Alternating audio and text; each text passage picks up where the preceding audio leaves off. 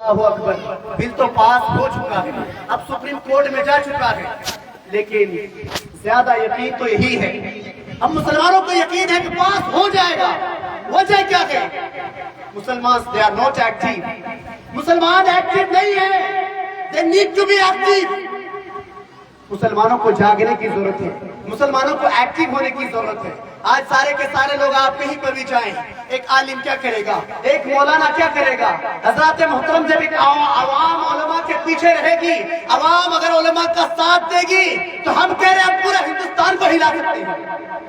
آپ نے دیکھا نہیں سی اے این آر سی کا بل ایک دم سے لاگو ہونے والا تھا، لیکن عوام اور پرجا کی طاقت دیکھیے کہ حکومت کو زیر پست ہونا پڑا۔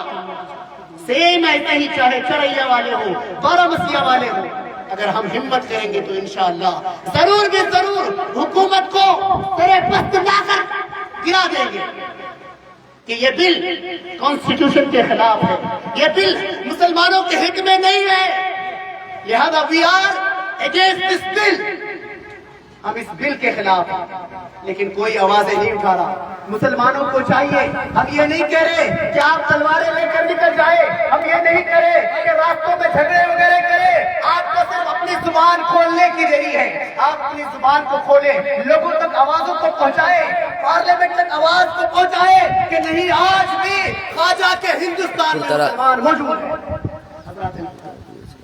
غور و فکر کریں حضرات محترم، اس لیے اللہ تبارک و تعالیٰ نے قرآن پاک میں کیا فرمایا؟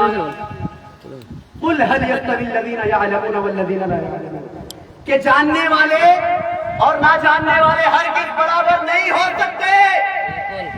پوری کائنات مل کر بھی کہے کہ برابر ہو جائیں گے، ہم تو نہیں مانیں گے، کیونکہ اللہ نے فرمایا، اللہ کے بعد اللہ کے پیارے حبیب نے تائید فرمایا۔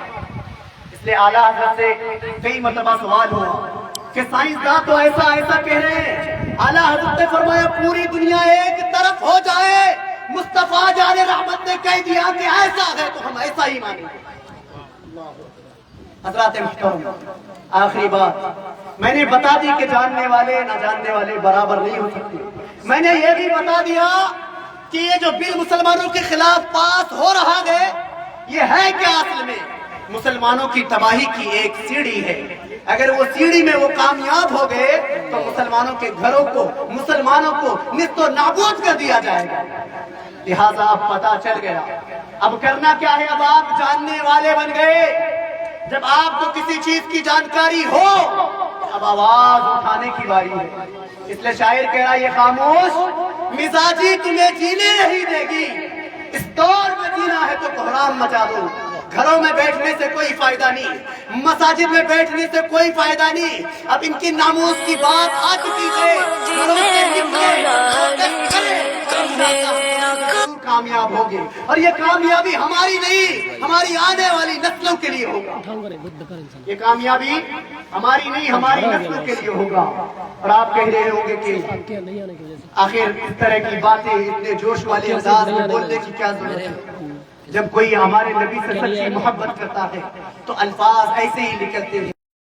I will advise everybody, every single person، ہر ایک انسان کو ایک چھوٹا سا ناچیز کا ایک آئیڈیا سمجھیں یا نصیحت سمجھیں کہ آپ تمامی حضرات اس طرح کی جو بھی چیزیں کی جاتی ہیں، کوشش کر رہا ہوں کیونکہ ہمیں تکلیف ہوتی ہے، کیونکہ ہم سے پہلے کے لوگوں کو جو کام کرنا تھا انہوں نے نہیں کیا، سارے کے سارے لوگ اپنی گدیوں میں بیٹھے رہ گئے، اپنی گدیوں میں بیٹھے رہ گئے۔ اس لیے آج یہ ناچیز کوشش کر رہا ہے کہ اگر اس ناچیز کے الفاظ سے دو لوگ بھی جا گئے تو دونوں جہاں کی کامیابی نصیب ہو جائے گی۔ حضرات محترم، آوازیں اٹھائیں، دین کے لیے، ایمان کے لیے، اپنے عقیدے کے لیے آوازیں اٹھائیں، اور ایسے محترم انہیں تن و تنہا نہ چھوڑیں۔ آج ایک بیچارہ تنہا پارلیمنٹ میں لڑ رہا ہے، سیم وہی حال ہمارے علاقے کے علماء کا ہو گیا ہے۔ علماء تب تک کامیاب نہیں جب تک ان کے پیچھے عوام نہیں ہے۔ عوام ایک بڑی طاقت ہوتی ہے، جس طرح ایک گھر کو 4 پلر کے ذریعے قائم رکھا جاتا ہے، سیم اسی طرح علماء کے لیے پلر کا جو کام کرتی ہے وہ عوام کرتی ہے۔ آج چریا کی عوام ہو یا کشنگت کی عوام ہو، 73% سے زائد مسلمان ہیں، اگر پیچھے پڑ جائے علماء کے، اللہ اکبر، ہم ہر فیلڈ میں، ہر میدان میں کامیاب ہو جائیں گے۔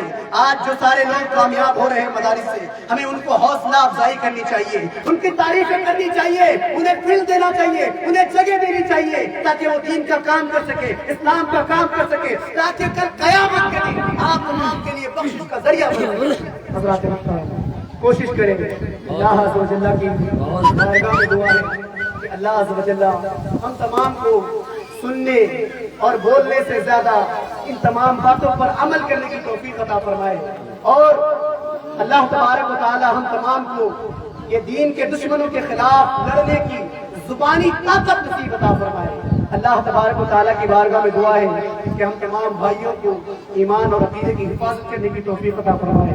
اگر میرے بیان کرنے میں، قرآن پاک کی آیتیں پڑھنے میں کسی طرح کی بھی چھوٹی سی بھی غلطیاں ہو گئی، علماء اکرام سے پہلے اصلاح کی امید ہے، پھر اللہ کی بارگاہ میں گزارش ہے کہ اے میرے پروردگار ان غلطیوں کو معاف فرما کر اس ناچیز کی حاضری کو اپنی بارگاہ میں قبول عطا فرما۔ وآخر دعوانا الحمدللہ رب العالمین۔ السلام علیکم ورحمۃ اللہ تعالی وبرکاتہ۔ ماشاء اللہ، بہت عمدہ، بہت عمدہ۔ قدم قدم